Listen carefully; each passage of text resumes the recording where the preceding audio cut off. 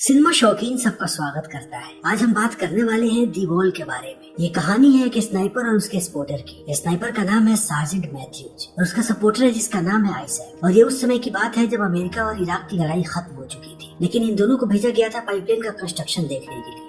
लेकिन वहाँ पे इनका सामना हुआ इराक के एक बहुत बड़े स्नाइपर से जिसका नाम है जुबा। कहानी की शुरुआत होती है और हमारे सामने इराक का दृश्य आता है और यहाँ पे हम एक बहुत बड़े बिहड़ को देखते हैं। और अभी अभी अमेरिका और इराक की लड़ाई खत्म हुई है, लेकिन यहाँ पे दो स्नाइपर्स को भेजा गया है, मैथ्यूज और आइजैक को। और इन्हें ध्यान रखना है यहाँ की पाइपलाइन में कि कहीं यहाँ पे कोई दुश्मन तो नहीं। और ये दोनों आकर के अपने काम पे लग जाते हैं और समय ऐसे ही बीतने लगता है और ये दोनों छुपे हुए होते हैं और स्नाइपर से यहाँ के हर एक हलचल पर नजर रखते हैं और समय ऐसे ही बीतने लगता है और देखते ही देखते 22 घंटे का वक्त बीत जाता है। इसीलिए मैथ्यू के सब्र का बांध टूटने लगता है और वो आइजैक को कहता है कि मुझे नहीं लगता कि यहाँ पे कोई भी दुश्मन है, क्योंकि यहाँ पे कुछ मरे हुए दुश्मन है और उसके साथ साथ कुछ गाड़ियाँ हैं और उसके अलावा यहाँ पे कोई भी हरकत नहीं हो रही। इसीलिए मुझे लगता है कि सब कुछ ठीक है। तब आइजैक कहता है कि नहीं, मुझे लगता है कि ये कोई बहुत ही शातिर आदमी की चाल है और उसने हमारे लिए जाल बिछाया है और इतना खतरनाक जाल सिर्फ एक ही आदमी बिछा सकता है और वो है जुबा। लेकिन मैथ्यू कहता है कि तुम कुछ भी सोचते हो, हमें 22 घंटे हो गए हैं और 22 घंटे में हमने एक भी हलचल नहीं देखी है। इसका मतलब यही है कि यहाँ पे कोई नहीं है और जुबा तो यहाँ पे बिल्कुल भी नहीं हो सकता है।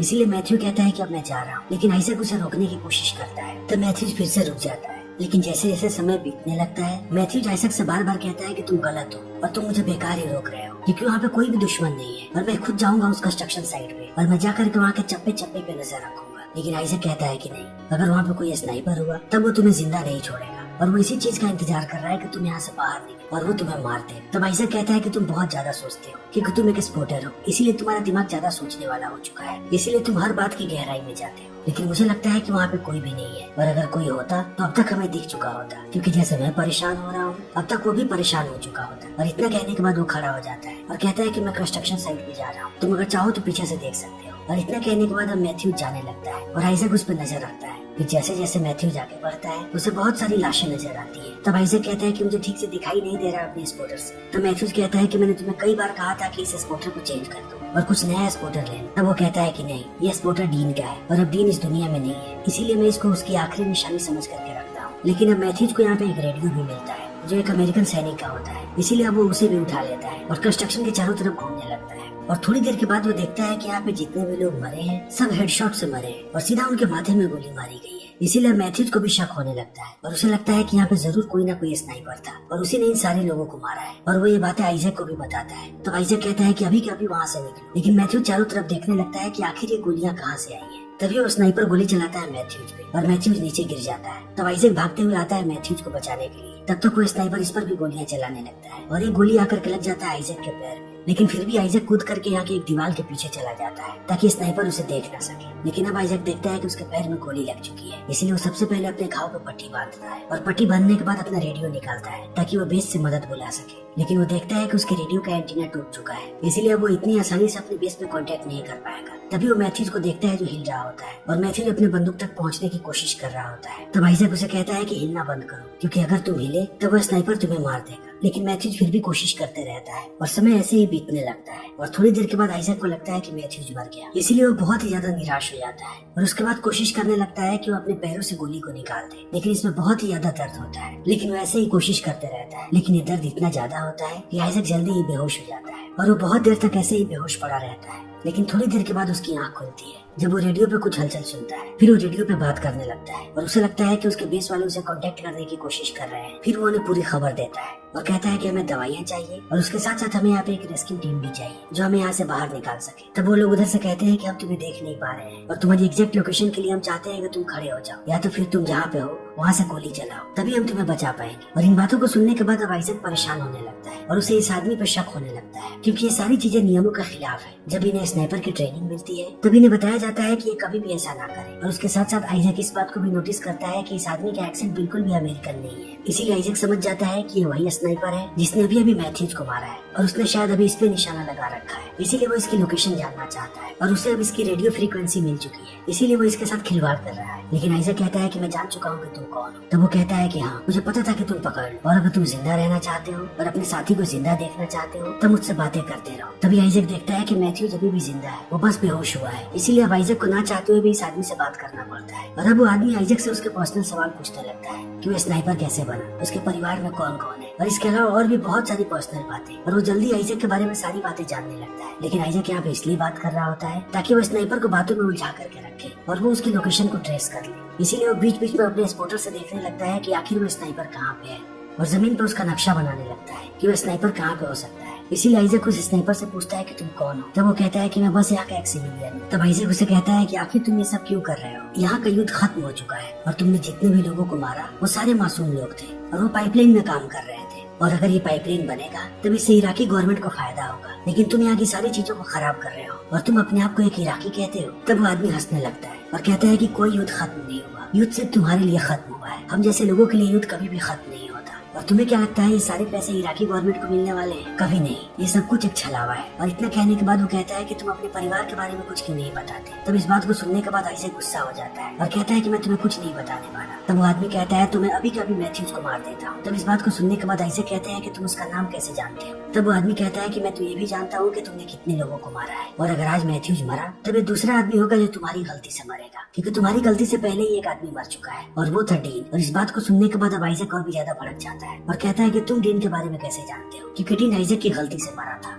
आइजैक का निशाना चुका था और वो गोली जाकर के डीन को लग गई थी। इसीलिए अब आइजैक यहाँ पे टूटने लगता है, क्योंकि आदमी यहाँ पे आइजैक के दिल पे वार कर रहा है और वो उसे ऐसी ऐसी बातें बता रहा है जिससे आइजैक को चोट पहुंच रही है। लेकिन अब आइजैक को यहाँ पे बहुत ही ज्यादा प्यास लग जाती है। तब वो देखता है कि उसकी बोतल खाली हो चुकी है, क्योंकि उस स्नाइपर ने बोतल के बीच में गोली मारी थी। इसीलिए अब इसके पास बिल्कुल भी पानी नहीं है। लेकिन आइजैक प्यास से तड़प रहा है। तब वो आदमी उसे बताता है कि मैंने ही तुम्हारे बोतल पे गोली मारी थी और मैंने ही तुम्हारे रेडियो पे गोली मारा ताकि तुम संपर्क ना कर पाओ अपने बेस से, और मैंने जानबूझ के तुम्हारे घुटने पे गोली मारा ताकि तुम यहाँ से भाग ना सको। और अब मैं जानता हूँ कि तुम्हारी मौत कितनी दर्दनाक होने वाली है, क्योंकि मैंने तुम्हारे सारे रास्ते बंद कर दिए हैं और अब तुम ऐसे ही यहाँ पर तड़पते रहोगे और तड़प तड़प के मरोगे। तब आइजैक कहता है कि तुम एक आतंकवादी हो। तब वो आदमी हंसने लगता है और कहता है कि तुम मेरे देश में आए हुए हो और तुम्हारे हाथों में बंदूक है और तुम हम लोगों पे गोलियां चला रहे हो और तुम मुझे आतंकवादी कहते हो। और इसी बीच आइजैक देखता है एक बहुत बड़े कचरे के ढेर को और उसे पता लग जाता है कि ये स्नाइपर इसी कचरे के ढेर के पीछे है। और आइजैक को इस बात का भी एहसास होता है कि ये बहुत ही मजा हुआ खिलाड़ी है, क्योंकि उस कचरे के ढेर में इतनी देर तक छुपे रहना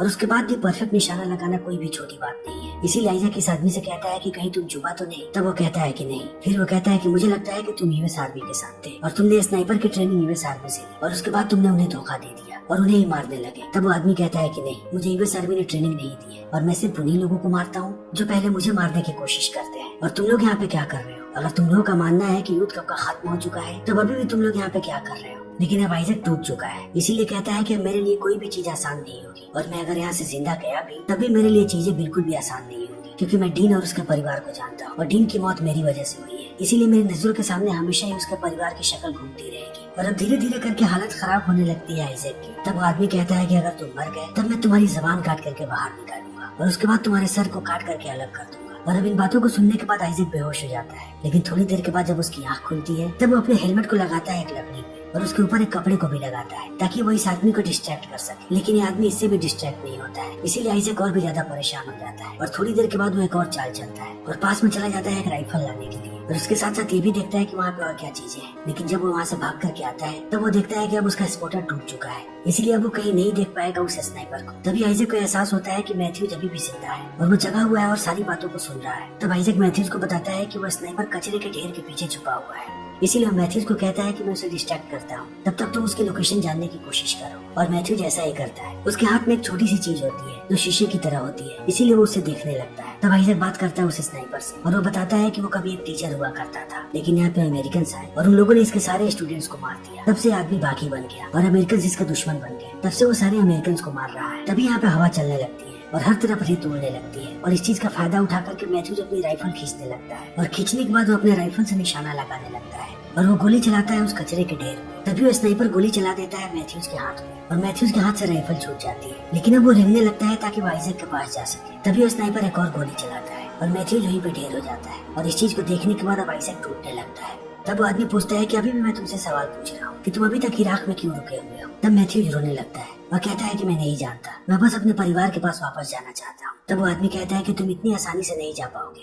इसीलिए अगर तुम मुझे अपनी कहानी बताते रहे तब तक तुम जिंदा रहोगे। तब आइजैक यहाँ पे कबूल करता है कि उसने ही डीन को मारा था और वो बताता है कि जब वो एक दुश्मन पे निशाना लगा रहा था तभी उसका निशाना चुका और उसने गलती से डीन को मार दिया। लेकिन वो सबसे झूठ बोलता रहा कि डीन को दुश्मनों ने मारा है, लेकिन अब वो चीज उसे अंदर से खाई जा रही है और उसने ये बात अभी तक किसी को भी नहीं बताया है। तभी आइजैक देखता है कि उसकी रेडियो पे कोई हलचल हो रही है और उसके बेस के लोग उसे कांटेक्ट करने की कोशिश कर रहे हैं और आइजैक भी उनका जवाब देने की कोशिश करता है, लेकिन वो देखता है कि उसका रेडियो अब बुरी तरीके से खराब हो चुका है, इसीलिए शायद अब वो बेस वालों से कांटेक्ट ना कर सके और शायद इसकी आवाज भी वहाँ तक ना पहुँच सके। और अब यहाँ पे आइजैक को सारी बातें समझ में आती है कि जितने भी वर्कर यहाँ पे काम कर रहे हैं उन लोगों ने यहाँ पे कभी भी मदद नहीं मांगी थी, क्योंकि इस आदमी ने उन लोगों को पहले ही मार दिया था और इसी ने खुद कांटेक्ट किया था बेस में ताकि हम लोगों को यहाँ पे भेजा जा सके, फिर ये हम लोगों को मार दे। और ये ऐसे ही जाल बिछा रहा है ताकि वो एक एक करके सारी अमेरिकी सेना को मार दे। और इससे आइजैक को एहसास होता है कि आदमी कितना खतरनाक है, इसीलिए वो उससे कहता है कि अब तो मैथ्यूज पे गोली मत चलाना, क्योंकि अब वो शायद कहीं जल्दी ही मर जाए। और इतना कहने के बाद वो फिर से बेहोश हो जाता है और थोड़ी देर के बाद जब उसकी आंख खुलती है तब वो देखता है कि आसपास कोई भी नहीं है और उसे कोई भी हलचल सुनाई नहीं पड़ती रेडियो पर भी। तब उसे लगता है कि शायद वह स्नाइपर भी सो गया है और वो इसे नहीं देख रहा, इसीलिए वो मैथ्यूज के राइफल को खींचता है अपने पास और उस कचरे के ढेर की तरफ निशाना लगाने लगता है। तभी वो इस तरफ हेलीकॉप्टर को आते हुए देखता है और वो समझ जाता है कि ये सारे लोग बेस से आ रहे हैं, इसीलिए वो अपने सामने की दीवार को नीचे गिरा देता है। तभी वो स्नाइपर बोलता है और कहता है कि मैं अब तक लुका छिपे खेल रहा था और अब तुम्हारे दोस्त भी यहाँ पे आ गए हैं, अब मजा आएगा। और इस बात को सुनने के बाद अब आइजैक उसमें गोलियां चलाने लगता है और एक गोली जाकर के लगती है बीचों बीच और वो स्नाइपर चुप हो जाता है, इसीलिए आइजैक को लगता है कि वो मर चुका है। इसीलिए आइजैक उठ खड़ा होता है और वो इंतजार कर रहा होता है कि अगर वो स्नाइपर जिंदा होगा तब वो आइजैक पे गोली चलाएगा, लेकिन उधर से कोई भी जवाबी हमला नहीं होता और आइजैक समझ जाता है कि वो स्नाइपर मर चुका है। तब तक यहाँ पे उसके सारे साथी आ जाते हैं और वो उसे स्ट्रेचर पे सुलाते हैं और उसे लेकर के यहाँ से जाने लगते हैं। तब आइजैक उन्हें बार बार बताने की कोशिश करता है कि वो स्नाइपर अभी भी छुपा हुआ है उस कचरे के ढेर के पीछे, इसीलिए इन लोगों को पहले उस कचरे के ढेर के पीछे जाकर के देखना चाहिए और अगर हो तो वो उसे मार दे। लेकिन ये लोग उसकी बातों को नहीं सुनते और आइजैक भी क्लियर नहीं बोल पाता है क्योंकि उसकी हालत बहुत ही ज्यादा खराब होती है। और अब ये लोग इसे लेकर के चले जाते हैं हेलीकॉप्टर के अंदर, लेकिन जैसे ये हेलीकॉप्टर टेक ऑफ होता है वो आदमी इन पे गोलियां चलाने लगता है और वो देखते ही देखते सबको मार देता है और थोड़ी देर के बाद ये हेलीकॉप्टर भी क्रैश हो जाता है और अब आइजैक, मैथ्यूज और जो लोग भी उसे लेने आए थे सारे के सारे मर चुके हैं। तब वो आदमी रेडियो के द्वारा फिर से एक बार हेडक्वार्टर से संपर्क करता है और उन्हें यहाँ की सारी सिचुएशन बताता है और कहता है कि हमें यहाँ पे मदद चाहिए और वो अपने आप को यूएस आर्मी बताता है और वो इनका ही नाम इस्तेमाल करता है और हेडक्वार्टर वाले कहते हैं कि वो जल्दी ही मदद भेज रहे हैं। और अब इस आदमी का खेल फिर से शुरू हो जाता है क्योंकि अब फिर से लोग आएंगे और ये उन लोगों को ऐसे ही तड़पा तड़पा करके मारेगा और इसी के साथ ही फिल्म यहीं पे खत्म हो जाती है। तो दोस्तों हमारी आज की वीडियो यहीं पे खत्म होती है। अगर आपको हमारी ये वीडियो पसंद आई हो तो इसे लाइक करें, शेयर करें और चैनल को सब्सक्राइब करें। Thank you.